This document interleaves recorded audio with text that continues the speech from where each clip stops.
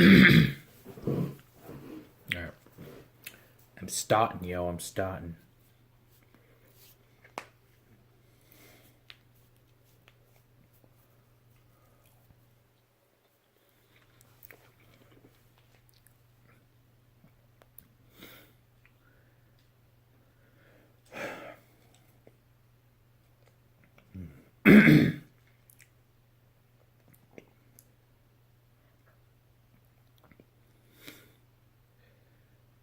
Hello once again.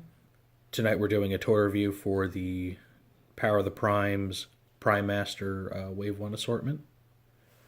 The assortment has 3 figures in it. It has Vector Prime in Metalhawk Decoy Armor. We have Liege Maximo in Skullgrin Decoy Armor. And lastly we have Micronus in Cloudburst Decoy Armor. So the Prime Masters are an interesting new concept that they introduced with this line. They're kind of the next step from Titan Masters. They use the same body types. However, instead of having faces on their backs, they have these runes or glyphs which correspond to one of the 13 original primes. They've gotten rid of the old two-form little vehicle accessories that the Titan Masters came with. Instead have these things that they're calling Decoy Armors, which are based on the Pretender shells from Generation 1. And each one is based off of a pre-existing Pretender character from back then. So starting out, you can see that each one of these shells, these figures, has a weapon that they're holding in their hand. Each shell does have articulation in the arms, allowing them to swing up and down. The weapons are on small little posts there, so they can be held in either hand.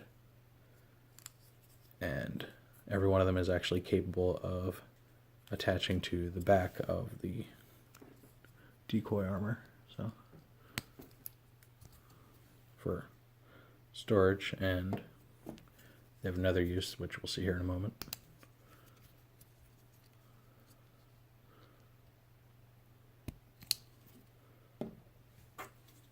And his goes on just like this. There you go. So if you don't want them wielding their large guns, you can always attach them on the back. Just swing them back like that. So each one of these shells opens on a hinge. The front swings down there, and inside you can see the little Prime Master figure. You can go ahead, pull them out of there. And the Prime Masters themselves appear to be based on the inner robot of whatever Pretender the Decoy Armor is based off of. So if you've seen a Titan Master, there's nothing new or exciting here. Same part setup. One key difference I noticed, whereas the Titan Masters had regular Phillips head screws that bolted their faceplate to their torso, these used flat pins. I'm not sure why the change was made. I don't know if it was an effort by Hasbro and Takara to stop people from taking the plates off and customizing or whatever, or if it was just something, finance, production related. So here's one of the aforementioned glyphs. Again, this one corresponds to Vector Prime, Time Guardian.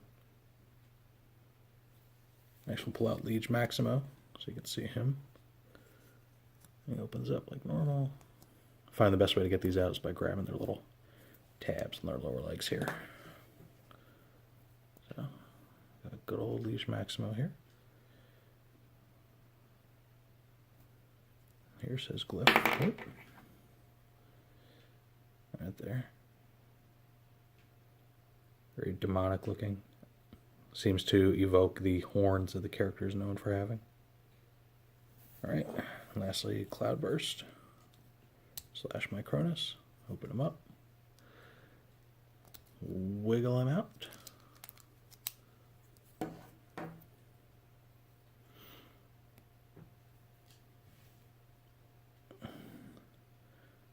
Got a little bit of paint there on his face. Might be a little hard to see. And you got his glyph there. Now, given that these small figures are basically repurposed Titan Masters, they are compatible in all the ways that Titan Masters were. I'll show you some examples of that. The new Legends class toys for Power of the Primes, as well as the Legends toys for the Titans Return line, were all designed to accommodate a Titan Master / Prime Master in their vehicle modes. So, kind of show you how that works. I got Beachcomber here. Go ahead and plant my Cronus in them.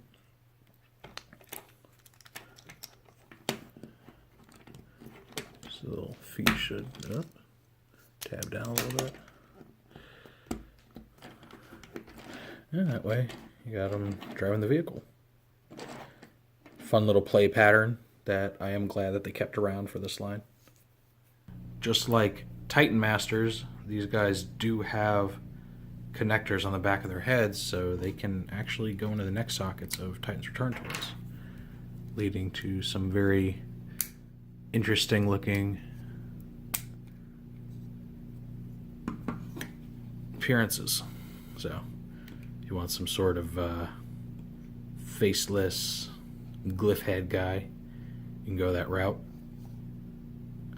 The upcoming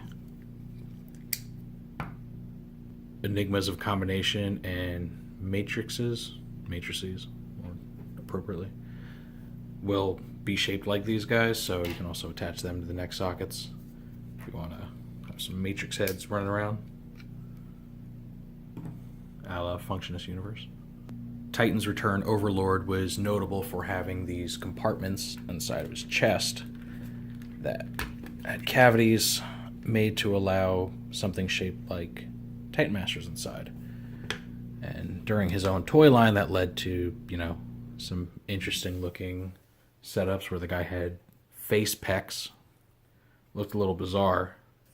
Well, these guys make a really nice fit into his chest cavities too, and look a little cooler and kind of play into the whole power-up gimmick like they're supposed to. So, yeah, that looks a lot better than faces. It does lead me to wonder if Hasbro and Takara designed him with this new Prime Master feature in mind. If they knew that was coming down the pike and they thought it'd be cool to add that interactivity. I'm not sure. Or maybe they just decided Overlord needed faces in his chest. Now, the Decoy Armors do transform themselves. Very simple transformation, but kind of something akin to a Target Master. So they all have these handles on their feet. You just flip down, and then while you have their weapon attached to their back, you just swing it forward, making some sort of gun barrel or blade. And then the Prime Master is actually meant to plug in their little power-up glyph mode thing. Just kind of bulk it up or, provide some sort of power to it. So that's neat. Do the same thing here with Cloudburst. Flip the handle down. Make sure that clicks in. And insert that. Nice little double-barreled gun there. Lastly, Liege Maximo / Skullgrin. Handle goes down. This bladed claw thing flips down. Now, this is designed to click into place. It has these little tabs here that go into the little slots right there. However, it's an extremely tight fit. You have to press down on this really hard. And given the fact that this is silver paint, I am going to refrain from doing that for fear of scratching it off. So I'm just going to push it down to the point right before it clicks. Doesn't look radically different. It's a very small change in the orientation of the blade there. But yeah, it's a little claw weapon that he can turn into. Pretty neat. The Prime Masters can be inserted into the chest armor of the deluxe class figures, as shown here.